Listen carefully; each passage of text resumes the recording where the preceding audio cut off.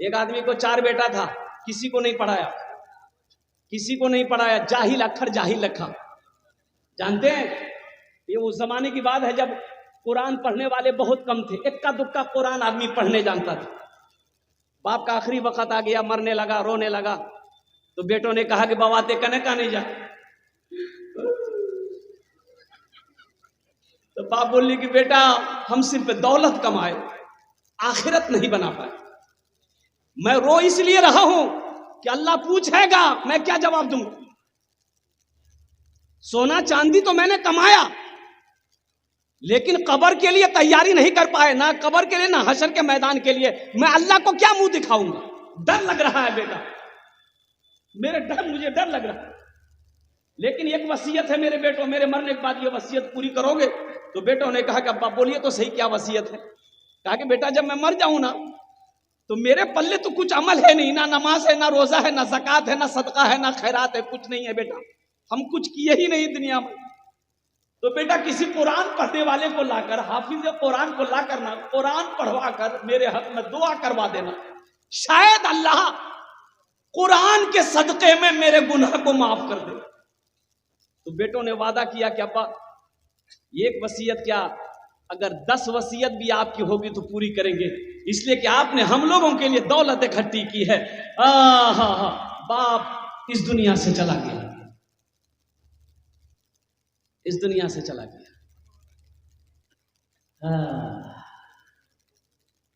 इबादत करो तुम,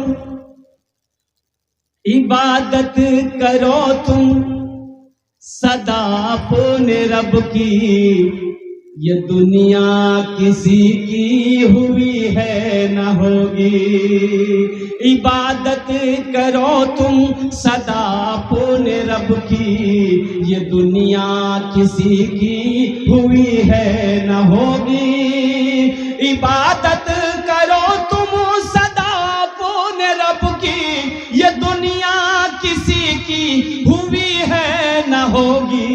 यहाँ पर किसी की बनी ना बनेगी, मिलेगी तो 2 गज जमी ही मिलेगी।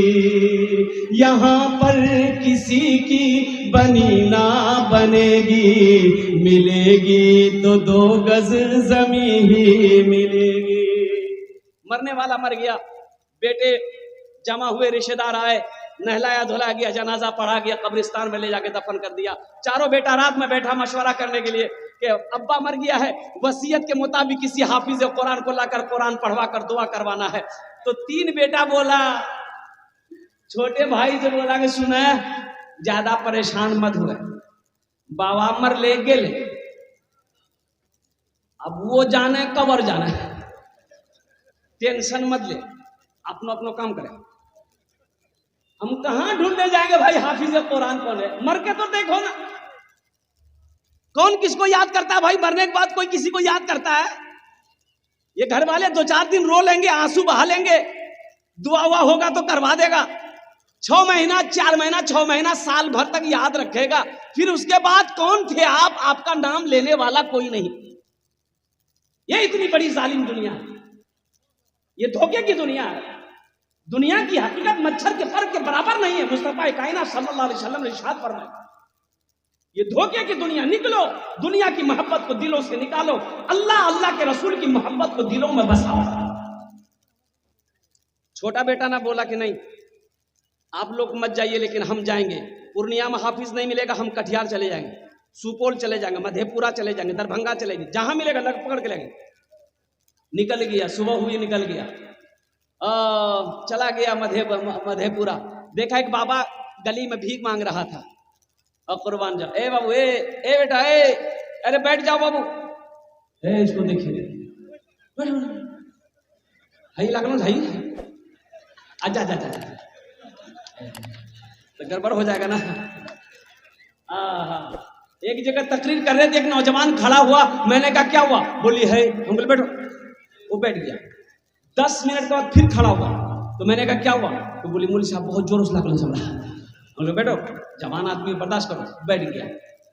कुछ देर के बाद मेरी तकरीर खत्म हो गई, तो देखे बैठा हुआ है, तो मैंने इशारा किया, बेटा जो, बोली नहीं जो, तो हम कहली कहन जाएगा, बोले की करेल जी, वो जे करेल जय चला नहीं है भाग लीजिए, आप जाने की जरूरत नहीं।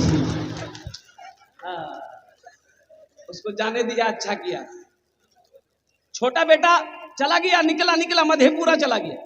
एक बाबा से मुलाकात हो गई, बाबे से मुलाकात हो गई, भीख मांगने वाले से मुलाकात हो गई। कहा कि बाबा आप गली गली घूमते हो, आपकी नजर में कोई हाफिज कुरान है, कोई कुरान पढ़ने वाला है? तो बाबा ने कहा कि बेटा बात क्या है? कहा कि मेरे अब्बा की वसीयत थी, मेरे मरने के बाद किसी कुरान पढ़ने वाले को लाकर कुरान पढ़ा कर दुआ करवा देना। तो बाबा ने कहा कि तुम्हारा घर कहाँ है? बोला कि मेरा घर पूर्णिया। तो बाबा ने कहा कि पूर्णिया में कोई कुरान पढ़ने वाला नहीं मिला? बोला कि ला यही तो मुसीबत है, अगर पूर्णिया में कुरान पढ़ने वाला होता तो हम मधेपुरा काहे के लिए आते? तो बाबा सोचने लगा कि ये तो बड़ा अच्छा मौका है, जब पूर्णिया में कोई कुरान पढ़ने वाला नहीं है तो काहे ना हम हाफिज कुरान बन जाए। अरे गलती कोई पकड़ लेगा? जब कोई जानता ही नहीं तो पकड़ेगा कैसे? बोला बेटा आप समझो परेशानी दूर तुम्हारी। बोला कैसे? बोला कि हम हाफिज कुरान भी हैं, कारी कुरान भी हैं। अब पक्का जाहिल था, बड़ा खुश हुआ, पकड़ के घर ले आए। बोला पढ़े? बोला यहाँ मत पढ़िए, कब्रिस्तान में पढ़िए, मेरे अब्बा का कब्र में। बोला ठीक है जाओ तुम घर जाओ। बोला नहीं घर नहीं जाएंगे, मेरे सामने पढ़िए। पढ़ना शुरू किया, खुदा में तो कुछ जानता नहीं, ऐ खुदा में तो कुछ जानता नहीं, ऐ खुदा में तो कुछ जानता नहीं। लड़का भाई मुझसे बड़ा अच्छा पढ़ी। दूसरा भाई भी एक जाहिल को पकड़ के लिया, बोला कि छोटका ला सकता, हम नहीं ला सकते। वो भी एक जाहिल को पकड़ के लिया, घर लाया, खाना पीना खिलाया। बोला पढ़े? बोला यहाँ मत पढ़िए, मेरा छोटा भाई का हाफिज साहब कब्रिस्तान में पढ़ रहा, आप उसी के बगल में बैठ के पढ़िएगा। बोले वाह वो हाफिज साहब है? बोला अच्छा, वो हाफिज साहब होगा, जितना हमको मिलता है आधा उसको दे देंगे, आधा तो बचेगा। जब ये गया, ये लंबा कुर्ता, लंबी दाढ़ी, लंबी टोपी, वो जो पढ़ रहा था वो पढ़ना बंद कर दिया। ये लागी जी असली आवे ना, ये असली था ना वो असली था।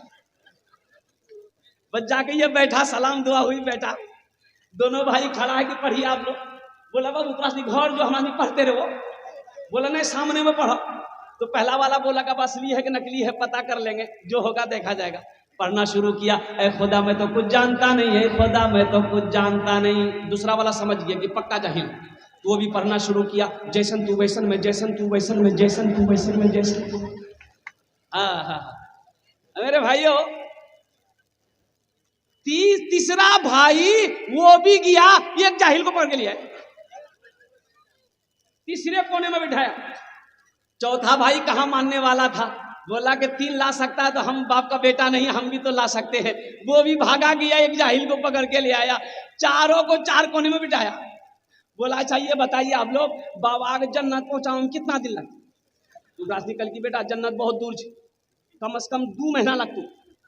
बोला 2 महीना लगो कि 4 महीना? बाबा की जन्नत ऐसी बाहर मत छोड़िए। 2 आदमी हाथ पकड़िए, 2 आदमी पैर पकड़िए, मेरे अब्बा को जन्नत के अंदर में दाखिल कर दिए। कुर्बान जाओ।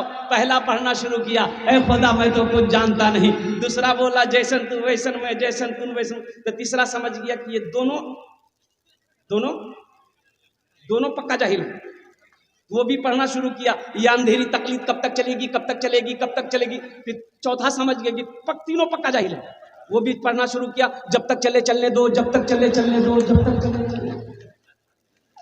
कब्र में फेंक देगा जमाना,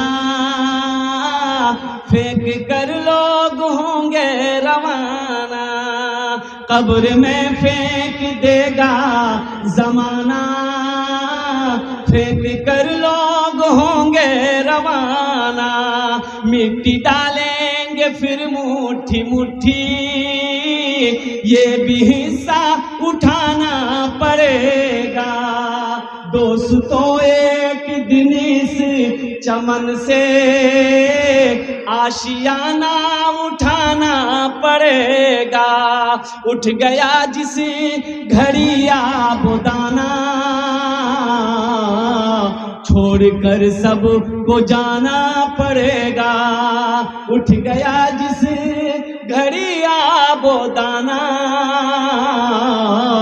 छोड़कर सब को जाना पड़ेगा।